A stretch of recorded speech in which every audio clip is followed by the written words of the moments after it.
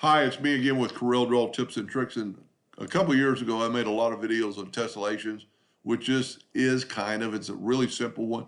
Somebody emailed me and asked me how to make a real simple one to get started. Hold down your control button, use a square. Let's make a 6-inch square. And it was because my ratio was locked, so I only had to type in one number.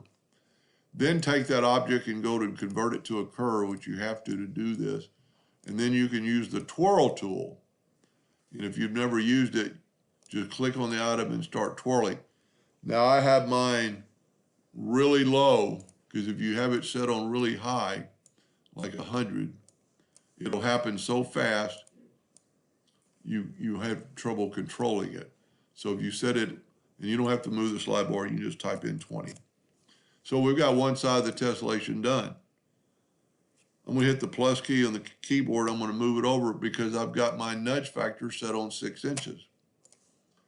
I'm going to take the virtual segment delete key and just delete that one line. That's the only line I need to delete. I'm going to take the Smart Fill tool and move it down. Take that, left click, right click. Now we need to do the top. With the twirl tool, you can make it go the other direction. You can make it bigger, you can make it smaller. Let's make it 4.5. And this will work as long as you do not mess with that node and that node. So stay inside those nodes. Because if you mess with those nodes, it's not going to fit together. Hit the plus key on the keyboard and move it down. Get your virtual segment delete key and delete that. Take that figure, and now that is your tessellation. Let's get rid of this.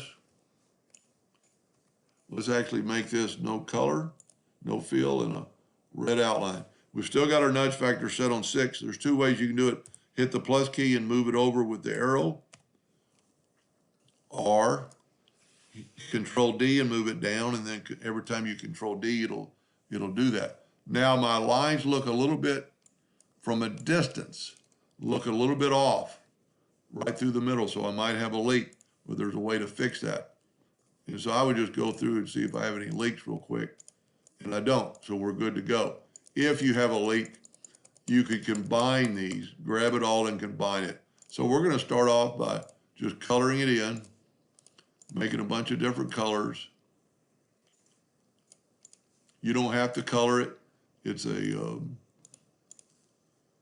if you want to see what it looks like, because it depends, if you're going to print this or make a puzzle out of it, which I've got a video going to come out later today, something I helped somebody design,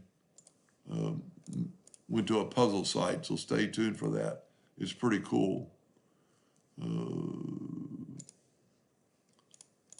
Just use different colors.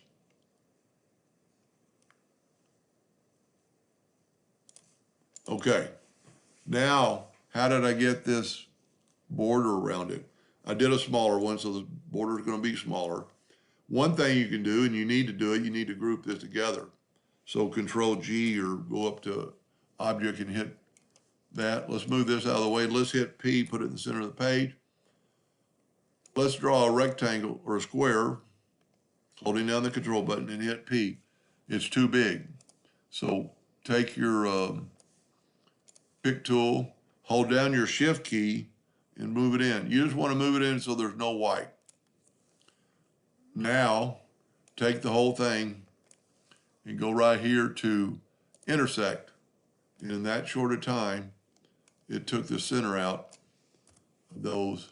And you can still play with this. You can still left click, and you don't have to right click because it is already lined. And you could refill this, if you wanted different colors.